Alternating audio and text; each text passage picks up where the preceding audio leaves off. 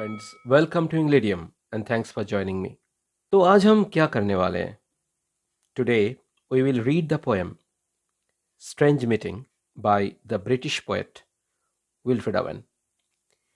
Wilfred Owen जो खुद एक सोल्जर थे ड्यूरिंग फर्स्ट वर्ल्ड वॉर के दौरान पोएम जो है हम पढ़ेंगे अभी, स्ट्रेंज मीटिंग, उसने इस पोएम को लिखा, लेकिन 1919 तक इसका जो पब्लिकेशन जो था ये नहीं हुआ था। और इस पोएम की जो खासियत है वो ये है कि ये एक पेसिमिस्टिक पोएम है, जिसमें हम ये देखते हैं कि जो जंग जो है, ये वॉर जो है, वो एक्चुअली हमें कुछ देते नहीं है। It brings destruction, catastrophes and at the same time war is nothing but organised butchery of young boys. तो चलो इस कविता को थोड़ा समझ लेते हैं, थोड़ा आगे बढ़ते हैं। It seemed that out of battle I escaped down some profound dull tunnel. मुझे लगा कि मैं शायद एक जंग से भाग कर आया हूं और एक डार्क डीप टनल में मैं खड़ा हूं। Long since cooked through granites which Titanic war had groined. यहाँ पे कवि ये बोलना चाहते हैं कि ये टनल जो है, इसको डिजाइन किया गया था, इसको कार्व किया गया था ग्रेनाइट से, और ये एक इनॉर्मस जो जंग जो है, फाइट जो है, जो पहले हुआ था, शायद उसके लिए इसको बनाया गया था। और अभी मैं उस प्रोफाउंड डीप जो टनल है, जो सुरंग जो है, उसके अंदर में मैं हूं। Yet also they are encumbered, sleepers groaned, too fast in thought, or death to be best tired. और जब मैं उस टनल में हूं, मैं देखा कि बहुत सारे लोग वहां पे सोए हुए हैं, वो पीड़ास से, अपने दर्द से वो चीख रहे हैं। और कभी मुझे लगा कि ये लोग सोए हुए हैं और इतनी गंभीर नींद में ये लोग हैं, शायद हम बोल सकते हैं कि ये लोग मर चुके हैं।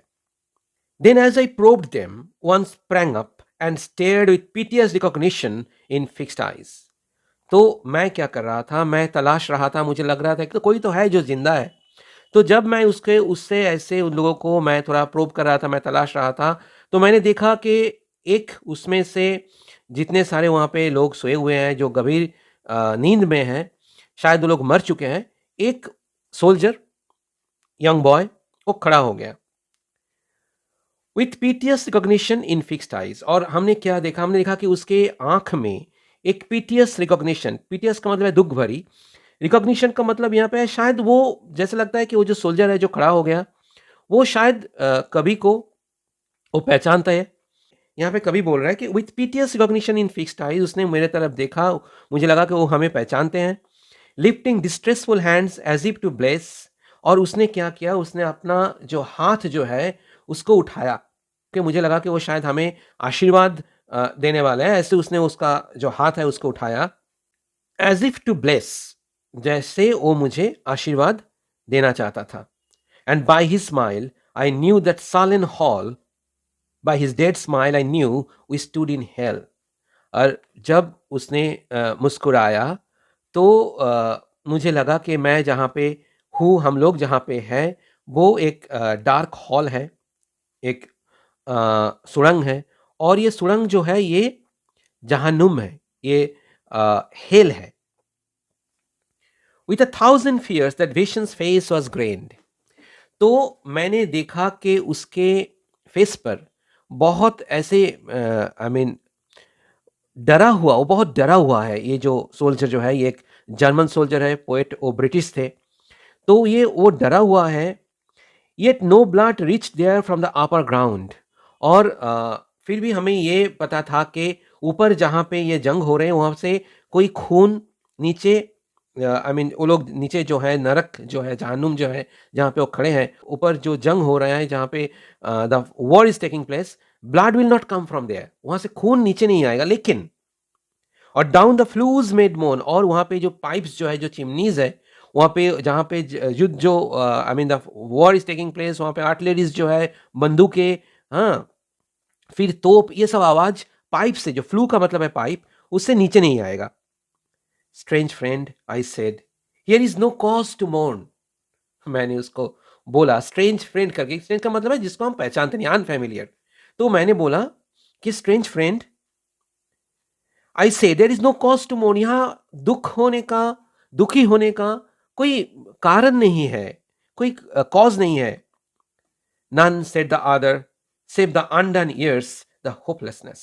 तो उसने बोला कि हाँ, पता है कि यहाँ पे ऐसे चिंतित होने का, दुखी होने का ऐसा कोई रीजन नहीं है, लेकिन वो दुखी है। ये जो जर्मन सोल्जर जो है वो दुखी है, क्योंकि he is saying that none said the other, save the undone years. undone years मतलब है जो साल, जो समय मैंने वेस्ट किया। undone का मतलब है यहाँ पे वेस्ट करना। द होपलेसनेस, होपलेस का मतलब है निराशा।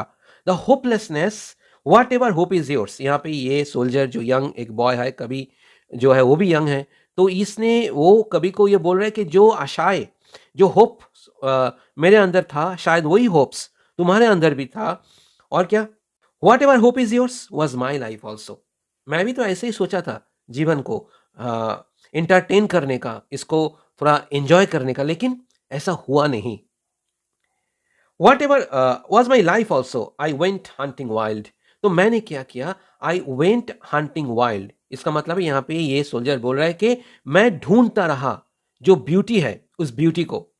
After the wildest beauty in the world, जो ब्यूटी सबसे वाइल्डेस्ट है, जंगली जो सुंदरता जो है, which lies not calm in eyes or braided hair। यहाँ पे कभी बोल रहे हैं कि ये जो सुंदरता जो है, ये ब्यूटी जो है, ये कोई काम आइज किसी के आंख में नहीं है, और ना ही ब्रेडेड हेयर में। इसका चटी जो है, चटी जो हम बनाते हैं बालों का, वो आई मीन औरतें और वुमेन जो बनाते हैं, जो बाल को थोड़ा वो लोग बांधते हैं, तो ये ब्रेडेड हेयर के बारे में मैं नहीं बोल रहा हूँ। मैं किसी के आंख के बारे में नहीं बोल रहा हूँ। But mocks the steady running of the hour. मुझे ये लग रहा है कि ये समय जो है, ये समय तो किसी के लिए वेट नहीं करता है। Time, we all know that time and tide waits for none. और ये समय भी धीरे धीरे, ये एक जो अभी प्रेजेंट है वो कुछ ही देर में पास्ट हो जाता है। And if it grieves richlier than here. अगर मुझे ये वाइल्डेस्ट ब्यूटी के पीछे जब मैं मैं जा रहा था, मैं ढूंढ रहा था, मुझे लग रहा था कि भाई ये जो ये दुनिया जो है बहुत ही सुंदर है, तो we can enjoy life rather than fighting with each other.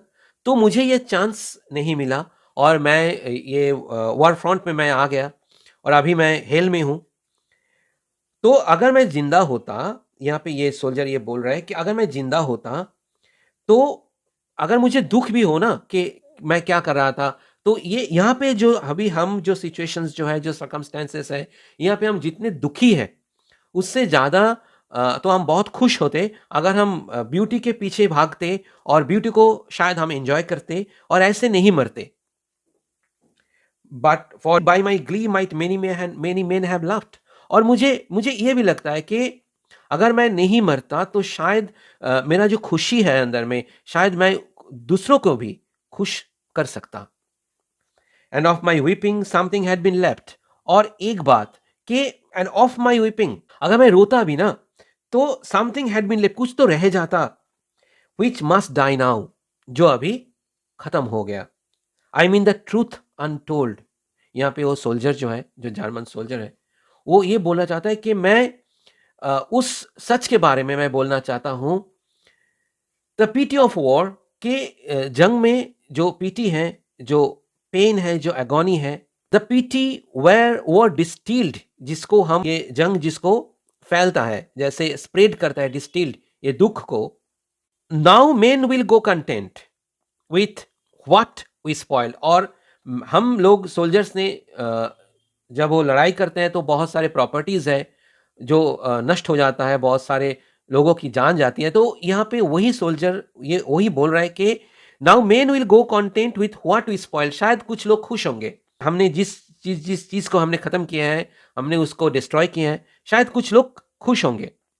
और डिसकंटेंट, वो लोग खुश नहीं भी हो सकते हैं, लेकिन बॉयल ब्लडी एंड बी स्पील्ड। लेकिन ये जो जंग जो है, बॉयल ब्लडी एंड बी स्पील्ड, ये फैलता रहता है। अगर हम लड़ाई करेंगे एक दूसरे के साथ, तो कभी भी ये खत्म नहीं होगा।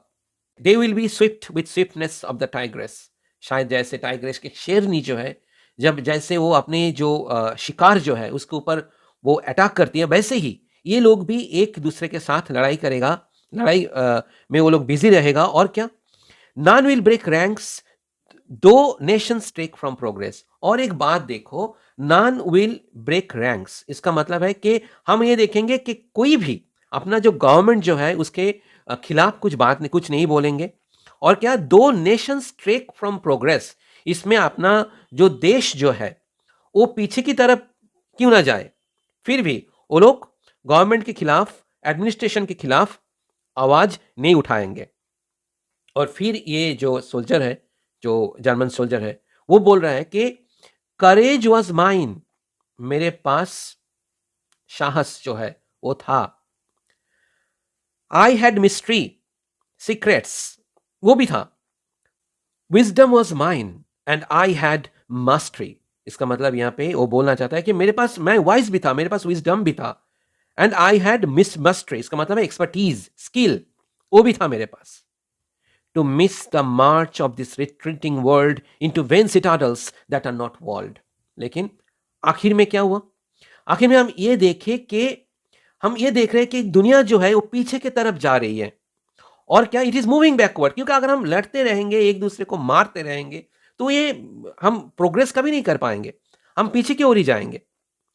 और ये जो लाइन है ना, into vain citadels that are not walled, और ये सिटाडल्स का मतलब है फोर्ट्रेस। तो अगर हम एक फोर्ट्रेस बनाएंगे, जिसको हम किला जो बोलते हैं, किलो, उसको हम बनाएंगे किले को, तो क्या होता है, अगर किले के आसपास में, उसके सराउंड्स में, उसको हम वहाँ पे हम दीवारें नहीं खड़ा करेंगे, दीवारें नहीं बनाएंगे, तो वॉल्स या जो सिटाडल्स जो है वो बनाने का क्या फायदा? Then when much blood had clogged the chariot wheels, रथ की जो चक्काए जो है उसमें वो खून से लथपथ होगा, I would go up and wash them from sweet wells. और मैं तब क्या करता, अगर मैं जिंदा होता तो शायद मैं स्वीट वेल्स, ये एक बिब्लिकल टर्म है, जहां से हम एक स्वीट वेल, जो कुआं जो है, कुआं से हम पानी लेके हम शायद उस चैरियट की जो चक्का जो है, जो रथ की जो चक्का है, उसको हम धो देते पानी से। इसका मतलब ये जर्मन सोल्जर ये बोलना चाहते हैं कि हम कभी भी, अगर हम जिंदा होते, अगर हमको ये कभी भी ये महसूस होता मरने से पहले कि ये युद्ध जो है, ये जंग जो है, ये लड़ाई जो है, ये कभी भी किसी के भलाई के लिए नहीं हो सकता। इसमें हम सिर्फ मारते नहीं हैं, हम मरते भी हैं। Even with truths that lie too deep for taint. और शायद ऐसा भी होता कि जो सच्चाई जो है, जो ट्रुथ जो है, अगर वो किसी डीप में, बहुत गंभीर कुछ जगह में भी है ना, तो मैं उस ट्रुथ को वहां से खोद के लाता, और उस ट्रुथ को किसी ने करप्ट नहीं कर सकता था, क्योंकि ट्रुथ ट्रुथ ही है। I would have poured my spirit without स्टींट।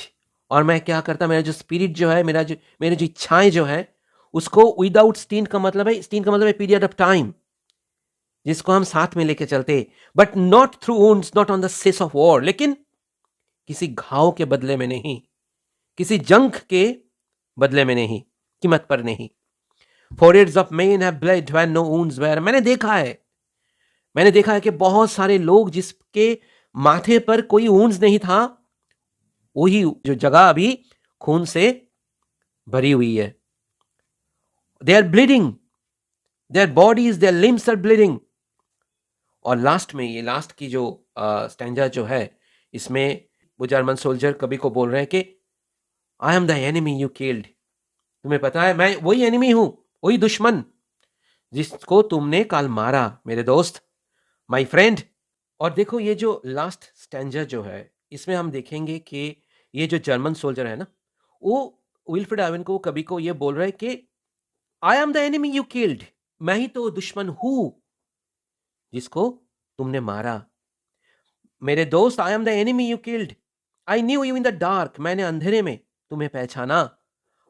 For so you frowned yesterday, जब तुम मुझे मार रहे थे। फ्राउंड का मतलब है डिस्टर्ब होके किसी की तरफ देखना। और अगर हम ऐसे देखें ना, तो क्या हो जाता है, तो फोरहेड में, सर पर वो जो सिकोड़ी जो है ना, वो दिख जाते हैं। तो यहीं पे हम डिस्टर्ब जब होते हैं, तो हम कभी किसी को मारते हैं, या हम टेंशन में होता है, या हम गुस्से हो जाते हैं, तो हम ऐसे किसी के और देखते हैं। तो यहाँ पे वही सोल्जर यहाँ बोल रहे हैं कि I knew in this dark for so you frowned yesterday through me as you jabbed and killed, क्योंकि कल तुमने मुझे मारा। जैबिंग का मतलब है किसी से चाकू से मारना, या जो बैनर जो है ये बंदूक के आगे एक मेटल चाकू जैसा होता था पहले, अभी नहीं होता है क्योंकि अभी तो इंफ्रास्ट्रक्चर बहुत इंप्रूव किया है, बहुत सारे अच्छे गन को हम कभी भी अच्छे नहीं बोलेंगे, फिर भी सिक्योरिटी के लिए ये ज़रूरी है। तो यही बोल रहे हैं कि ये स्टार्ट दो me through me as you jabbed and killed, कल तुमने मुझे मारा। आई पैरिड, मैंने कोशिश किया था थोड़ा अपने आप को बचाए, तुमको रोके, बट माई हैंड्स वर लोथ एंड कोल्ड, लेकिन मेरा जो हाथ है ना वो लोथ, इसका मतलब रिलक्टेंट था, अनविलिंग था मारने के लिए, एंड कोल्ड, मैं बहुत क्लम्जी, मैं बहुत टायर्ड भी था, और मुझे मुझे ये लगता था कि अभी मैं मारने के लिए जो आई मीन इच्छाएं जो है, जो विलिंगनेस है, वो मेरे अंदर तब नहीं था। तो मैंने क्या किया, मैंने तुमको नहीं रोका, इसलिए तुमने मुझे मारा, क्योंकि ये तो एक जंग का ये उसूल है, ये रूल है कि everything is fair in love and war. अगर जो दुश्मन है वो मुझे नहीं मारेगा तो हम मार देंगे, अगर हम नहीं मारेंगे तो वो मार देगा। तो यहाँ पे वही जर्मन सोल्जर बोल रहे हैं कि क्या काल जब तुमने मुझे मारा तो मुझे लगा कि हम इतने टायर्ड थे, और मुझे लगा कि ये सब का कुछ कुछ फायदा नहीं है। तो मेरा हाथ भी रिलक्टेंट था, कोल्ड था, और लास्ट में वही बोल रहा है कि लेट अस स्लीप नाउ, चलो अभी रेस्ट लेते हैं। और ये रेस्ट जो है ना, इटर्नल रेस्ट है, इटर्नल स्लीप है। तो this is the poem strange meeting by Wilfred Owen. और ये स्ट्रेंज क्यों है, स्ट्रेंज मीटिंग टाइटल क्यों है, तो अभी तुम लोगों को पता है कि ये अनफेमिलियर मीटिंग है। कभी सोच रहे हैं कि जब उसका आई मीन मौत हो गया, वो फिर एक डीप टनल में आए जहाँ पे वो एक दुश्मन से मिले, वो जर्मन सोल्जर था, कभी ब्रिटिश थे। ये एक जर्मन ब्रिटिश की स्टोरी नहीं है, ये हर एक देश की, हर एक जवान की, हर एक सोल्जर की कहानी है। क्योंकि जैसे हम सबको पता है कि जी ये जो फाइट जो है, ये वॉर जो है, बैटल जो है, ये कभी भी कंस्ट्रक्टिव नहीं हो सकते, ये डिस्ट्रक्टिव ही है। Okay, so this is explanation and I hope you all liked it. तो थोड़ा इस चैनल को सब्सक्राइब कर देना, शेयर कमेंट थोड़ा कर देना, ठीक है। टाटा।